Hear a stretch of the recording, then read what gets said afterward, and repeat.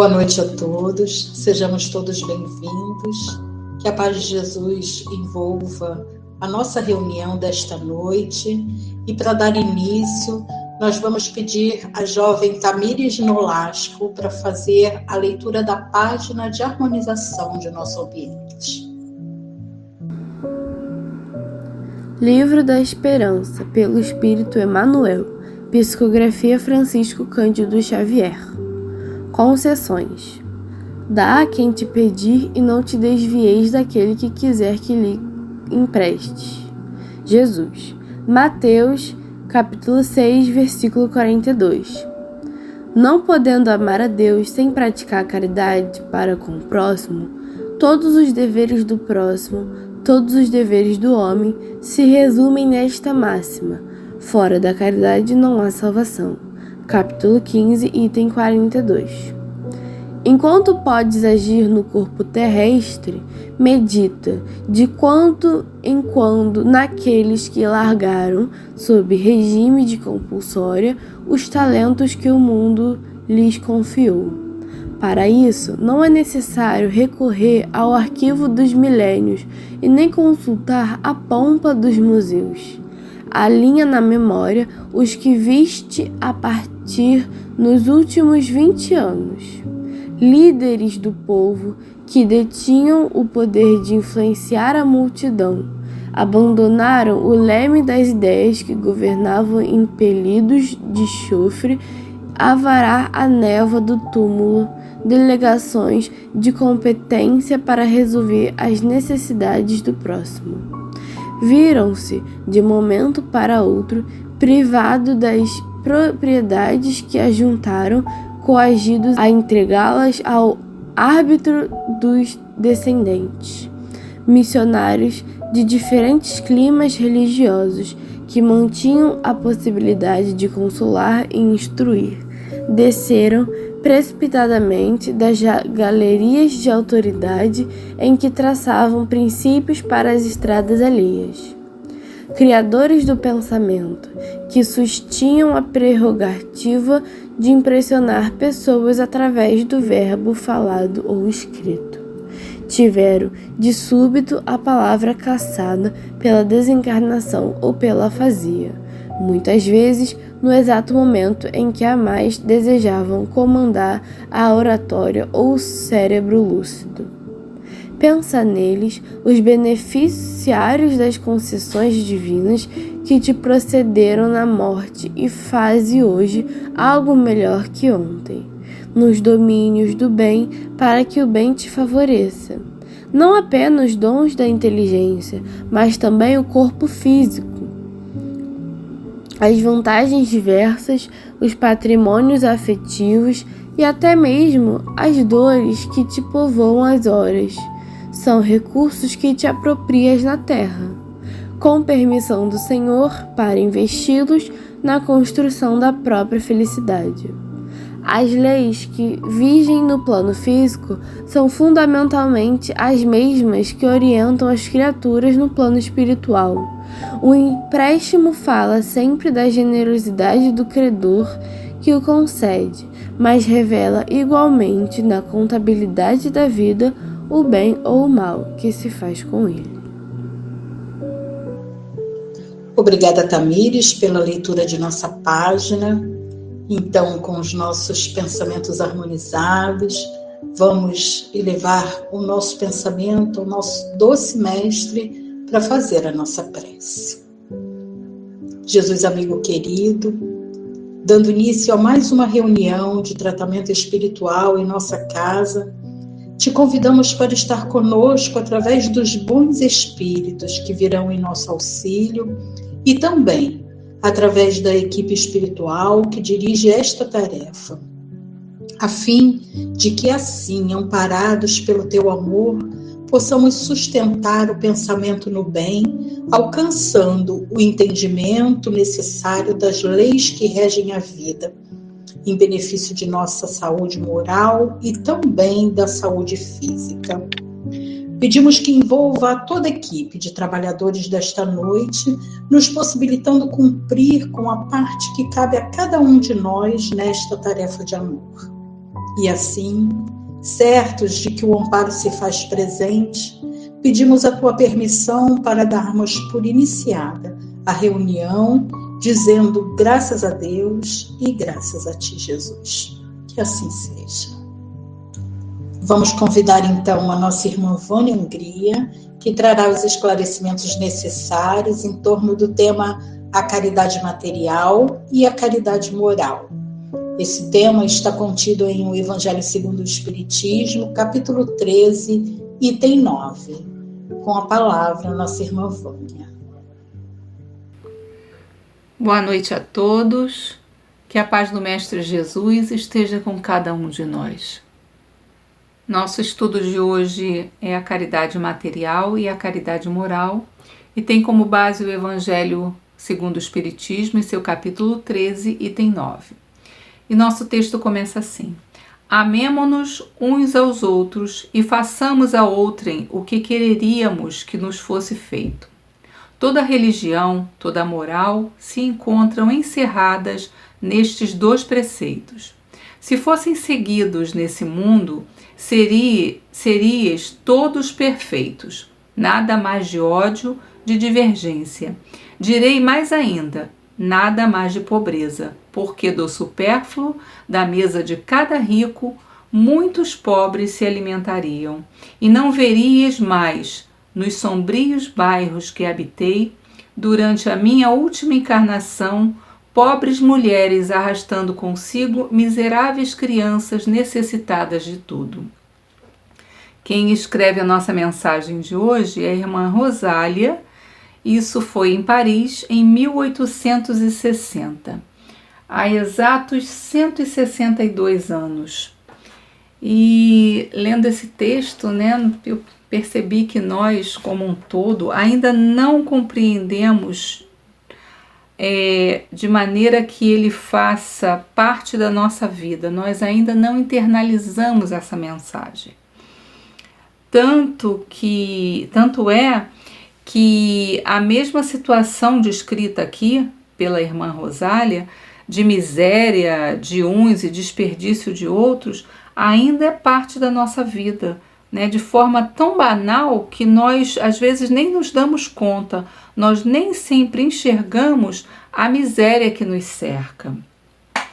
E ela continua no nosso texto: ricos, pensai um pouco nisso, ajudai com o que tendes de melhor os infelizes, dai, porque Deus vos retribuirá um dia o bem que houverdes feito, para que encontreis, ao sair do vosso envoltório terrestre, um cortejo de espíritos reconhecidos que vos receberão no limiar de um mundo mais feliz. Amai, pois, o vosso próximo, o amai como a vós mesmos, porque o sabeis agora, esse infeliz que repelis, talvez seja um irmão, um pai, um amigo que afastais para longe de vós, e então, qual será o vosso desespero em o reconhecendo no mundo dos espíritos? E a doutrina espírita, ela vem nos mostrar a sobrevivência da alma e as vidas sucessivas. E Jesus nos alerta para amar o nosso irmão. E isso deixa muito claro que estamos mais unidos do que nós podemos supor. Porque se a alma sobrevive, se nós temos várias existências, então nós estamos em contato com muitos irmãos, nós temos uma família muito maior do que nós pensamos que temos, nós temos amigos infinitos, nós temos contatos que nós nem conseguimos supor. Nós vivemos muitas histórias, nós fomos e ainda seremos muitos personagens que se alternam em condições, em força ou fraqueza, em inteligência ou idiotia. Isso tudo segundo a nossa necessidade de aprendizado. Então, Allan Kardec, no Livro dos Espíritos, na questão 886, ele pergunta aos espíritos sobre o sentido da palavra caridade, como a entendia Jesus. E os espíritos falam para ele que o entendimento de Jesus era de que caridade é benevolência para com todos, indulgência para as imperfeições dos outros, perdão das ofensas. E eu fiquei pensando que nós ainda não compreendemos bem, até hoje, a extensão e o significado dessa resposta dos espíritos, né? De como Jesus via a caridade. Nós achamos, de forma equivocada, que ser benevolente, indulgente para com todos e com as imperfeições alheias é uma atitude santa, e que nós ainda não estamos preparados, né, para essa conversa. Como nós ainda não somos santos, não alcançamos essa evolução espiritual, nós acabamos deixando isso em segundo plano. Nós deixamos para depois, quando nós estivermos mais evoluídos, prontos, sem perceber que de benevolência e indulgência nós todos necessitamos em muitos momentos da nossa vida e na maior parte da nossa vida, porque estamos todos aprendendo. Então nós existimos em diversas formas físicas, em diversas condições sociais, financeiras, intelectuais, uma sucessão de vidas, né, que nós tivemos experiências diferentes, mas fazemos parte de uma única humanidade. E essa humanidade, ela se estende também ao plano espiritual, onde nós já estivemos, onde nós temos hoje, né, os nossos amores que partiram do plano físico, os nossos amigos, e também temos os inimigos que fizemos ao longo das eras. E é para onde nós vamos voltar, né, nesse ciclo interminável que é a evolução, porque o nosso caminho é esse, evoluir.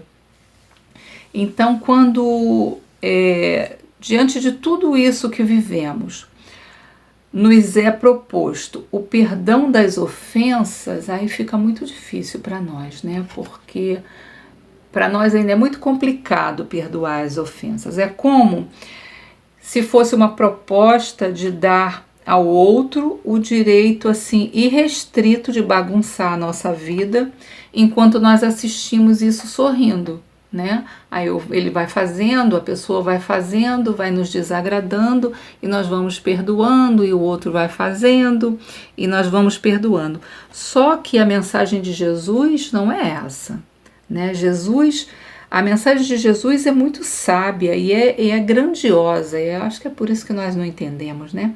E a irmã Rosália, nesse texto do Evangelho, ela aborda também com uma grande sabedoria essa mensagem, quando ela nos diz, botando a experiência dela mesma, né? Se pudesses saber a alegria que experimentei em reencontrar aqui aqueles a quem pude beneficiar em minha última vida, né? Se nós soubéssemos como é gratificante ser recebido com amor no plano espiritual, com gratidão, e isso nós temos, né, o que contam de Dr. Bezerra de Menezes, quando ele desencarnou, o quanto ele ajudou pessoas aqui e a multidão que foi recebê-lo, foi aplaudir a chegada dele, foi expressar todo o seu amor, carinho, gratidão por todo o bem que ele fez. Imagina Chico sendo recebido, né? Nosso querido Chico Xavier sendo recebido no plano espiritual. Jesus retornando de sua jornada depois de nos deixar sua mensagem, né? Como foi recebido em seu plano, que nós não temos nem ideia.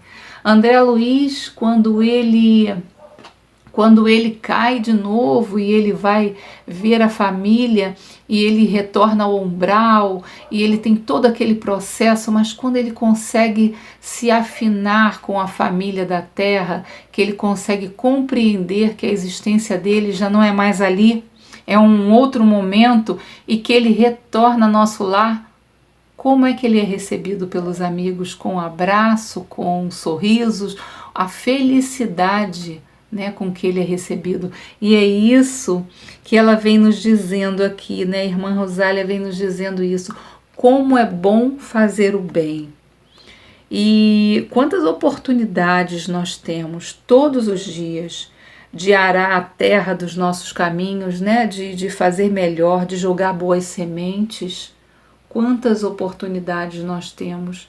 Às vezes fica tão difícil o nosso dia, tão complicado, tão doloroso, mas todos os momentos, principalmente os momentos mais difíceis, são oportunidades que nós temos de mostrar o quanto nós estamos aprendendo, o quanto nós conseguimos valorizar aquilo que recebemos. E se ainda não somos capazes, né, de perdoar, nós temos que nos esforçar por não alimentar sentimentos ruins, pelo menos isso. Se ainda nos falta a benevolência no coração e a estima, o afeto que nós achávamos que tínhamos por alguém, racha, né, quebra, se destrói com a menor contrariedade, que nós possamos buscar o entendimento de nós mesmos principalmente, né? Primeiro o entendimento de nós mesmos. E nós veremos que somos tão tortos quanto aquele que nos ofendeu, tão falhos, né, como os nossos irmãos em humanidade. Eu acho que só perceber isso já é um pouco desesperador, né? Mas já dá um alento de saber que estamos todos no mesmo nível e que estamos a caminho. Então a caridade, ela deve começar por nós. Nenhuma ação de melhora com o Cristo, ela acontece só de forma externa. Temos que melhorar a nós mesmos primeiro. Nós temos que ver em nós o que está errado, o que está faltando, o que tem que complementar, o que tem que limpar, né? Para podermos depois saber se nós vamos perdoar o outro ou não. Porque, como diz nosso texto lá no início, de indulgência, benevolência, precisamos todos nós, sem exceção. Então, a caridade material, ela, nesse sentido, ela é tão importante e necessária quanto a caridade moral. E a diferença, né, entre elas é que a caridade material, nós damos o que nós temos de forma transitória, que é o que nós temos de material, né? Aqui a nossa mão, que é o alimento, o dinheiro, é um abrigo, a roupa, é um remédio.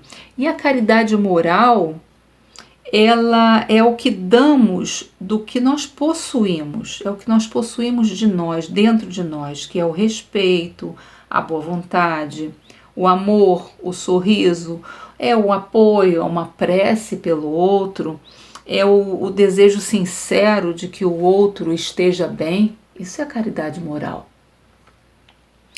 E na caridade do material, nós oferecemos ao outro o que está fora de nós.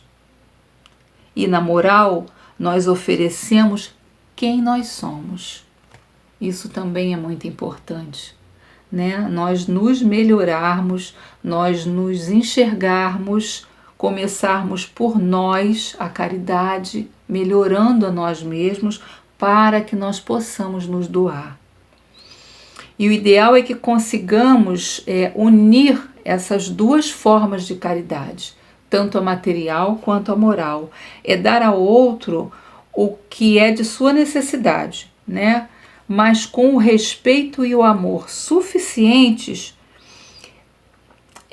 para termos condições verdadeiras de elevar a Deus uma prece silenciosa em favor daquele que neste momento é o necessitado, porque em outros momentos fomos nós os necessitados, ou ainda seremos muitas vezes, né? Sem fazer alarde, principalmente sem humilhar aquele que necessita. Porque Jesus nos ensinou que a nossa mão esquerda devia ignorar o que desse a nossa mão direita, né? Não fazer alarde, não humilhar, não fazer propaganda do bem que estivermos fazendo. E o orgulho, ele não deve fazer parte da caridade. Ou então ela perde, em parte, o seu propósito. É claro que mesmo uma cesta básica dada com orgulho, aquele que necessita do alimento, vai ajudar, mas vai também maltratar, vai humilhar, vai entristecer aquele que recebe. Então o orgulho, ele deve ser trabalhado em nós, para que nós possamos fazer a caridade verdadeira com o coração. No Livro dos Espíritos, na questão 888, São Vicente de Paulo nos lembra: não esqueçais nunca que o espírito, qualquer que sejam o grau de seu adiantamento, sua situação como encarnado ou na erraticidade, está sempre colocado entre um superior, que o guia e aperfeiçoa, e um inferior, para com o qual tem que cumprir esses mesmos deveres. Porque na vida não existe antecipação, nem adiantamento, né? Nós apenas o tempo propício de cada um. Nós temos um tempo para nos desenvolver. Então, às vezes, nós estamos sendo auxiliados, sempre muito auxiliados, sempre, o tempo inteiro nós estamos protegidos e auxiliados, e também o tempo inteiro nós estamos protegendo alguém, alguma coisa e auxiliando. É impressionante como essa dinâmica funciona perfeitamente e é não só gratificante, como engrandecedor para todos nós. Estamos todos a caminho, sempre, nunca estamos parados, né? Nós estamos em evolução, recebendo auxílio e auxiliando aqueles que se encontram nas provas, né, mais ásperas que as nossas. Sempre tem alguém que está numa condição melhor que nós, que pode nos ajudar, mas tem também alguém perto de nós que necessita da nossa ajuda. Então é uma situação que a vida nos oferece, que ninguém é inútil, sempre pode fazer por alguém e sempre pode receber de outro. É muito bonito isso, né?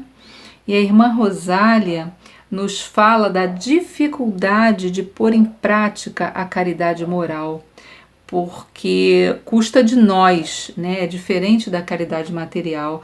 Ela custa a nossa reforma íntima, o que é muito difícil de fazer. E é difícil também para nós nos reconhecermos devedores, equivocados, falhos. Então, muitas vezes, nós assumimos uma postura de força, né? E aparentemente equilibrada. E só quando o nosso corpo adoece é que nós percebemos que não fomos benevolentes conosco, porque nós estávamos exigindo de nós mais do que nós conseguíamos dar. Então, o exercício da caridade, ele é um instrumento de aprendizado e fortalecimento primeiro de nós mesmos.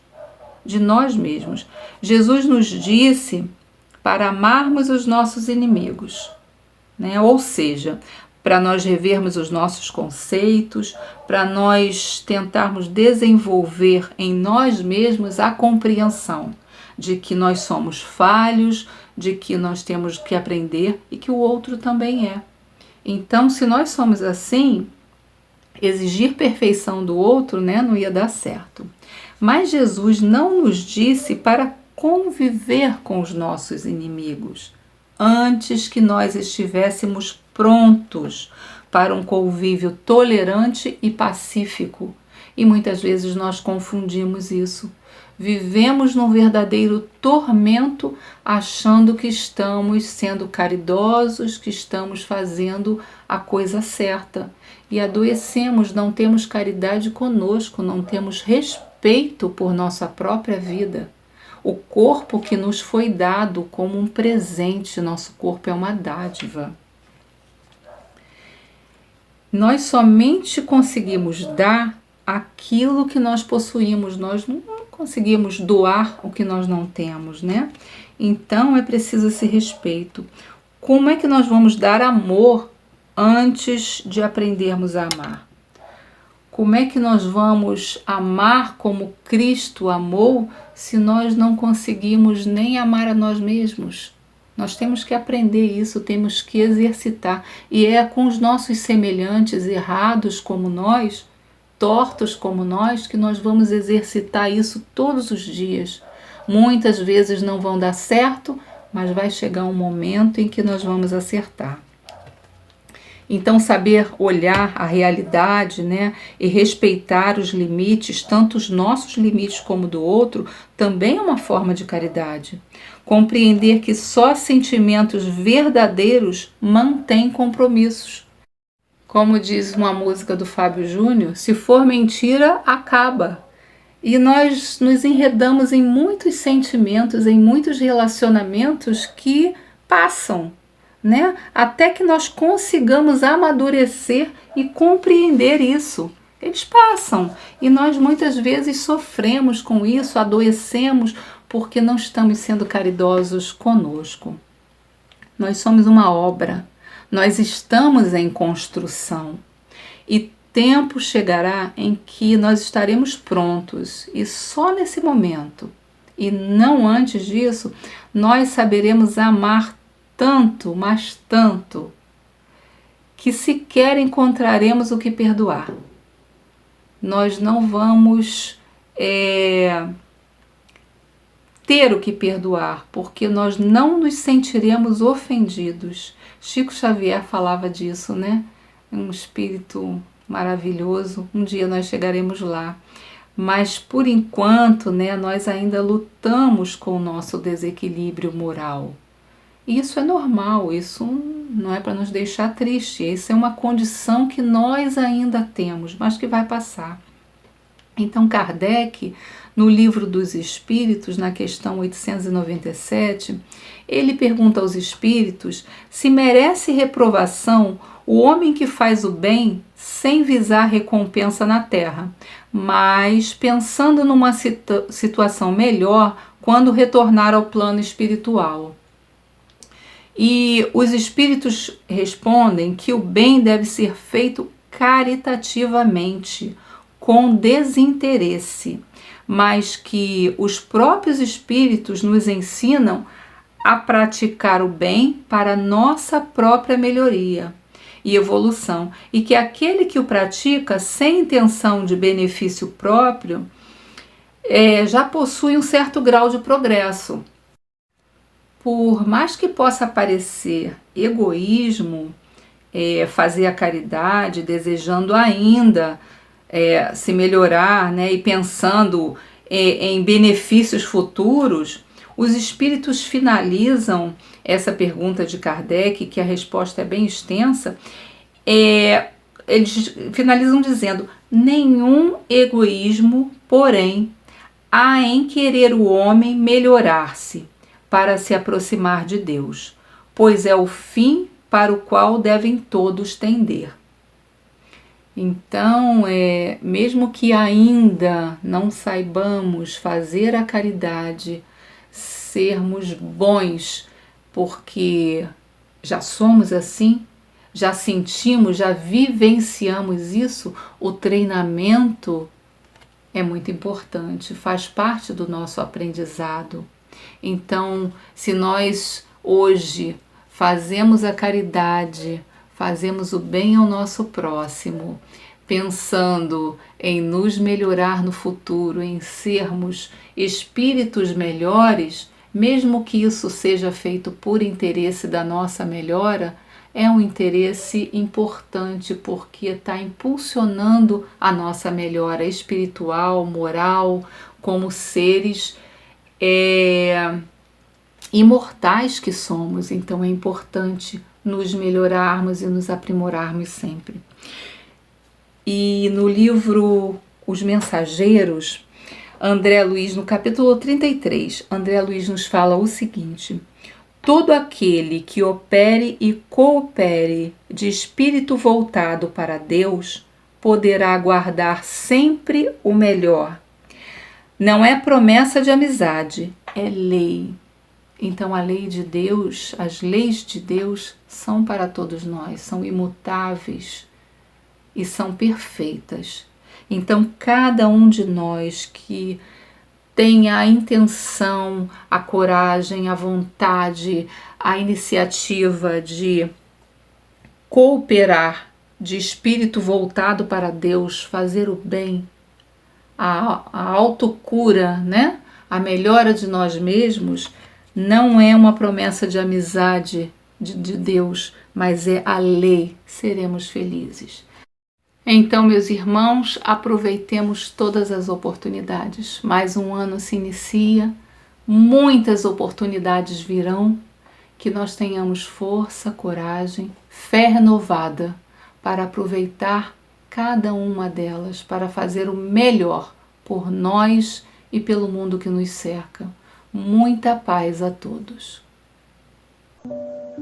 Agradecemos a nossa irmã Vânia pelas reflexões que nos trouxe em torno do Evangelho de Jesus e vamos passar para a segunda parte do nosso trabalho, pedindo aos companheiros que irão tomar o passe, fazendo o seu tratamento, que possam permanecer em vibrações até o final da música. Vamos então agradecer a Jesus por esse momento. Jesus, amigo querido, agradecidos pelo amparo recebido até este momento, pedimos que sustente a equipe de médiuns que já se encontra preparada para a nossa segunda parte desta noite, rogando também que a tua misericórdia nos alcance e que recebamos o auxílio segundo as necessidades de cada um. Obrigada, Senhor, e fique conosco hoje e sempre. Que assim seja.